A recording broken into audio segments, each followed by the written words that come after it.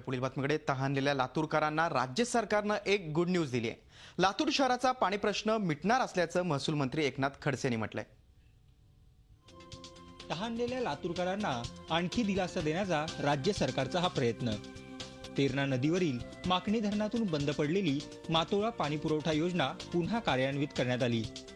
महसूल मंत्री एकनाथ खडसे यांच्या हस्ते ही योजना सुरू करण्यात आली। यातून लातूर शहराला दररोज 50 लाख लिटर पाणी मिळणार आहे।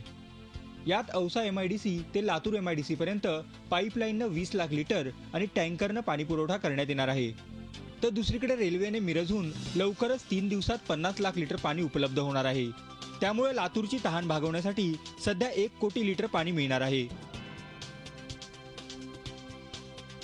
रेल्वेने आणत असलेलं 50 लाख लिटर पाणी अधिक आज या योजनेमधनं उपलब्ध होणारं 50 लाख लिटर पाणी असे 1 कोटी लिटर पाणी आता लातूर शहराला उपलब्ध केल्यामुळे त्या लातूर शहरामध्ये जो ताण आहे तो काही प्रमाणामध्ये कमी होईल असा मला विश्वास आहे।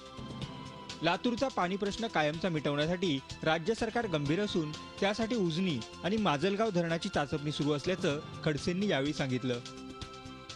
माननीय मुख्यमंत्री आणि मी आमच्या दोघांची चर्चा झालेली आहे। माननीय मुख्यमंत्र्यांनी आणि केंद्र सरकारच्या मदतीने या ठिकाणी मांजरा धरणातनं किंवा उजनी धरणातनं या ठिकाणी योजना करून कायमस्वरूपी या शहराचा पिण्याचा पाण्याचा प्रश्न आम्ही सोडवू।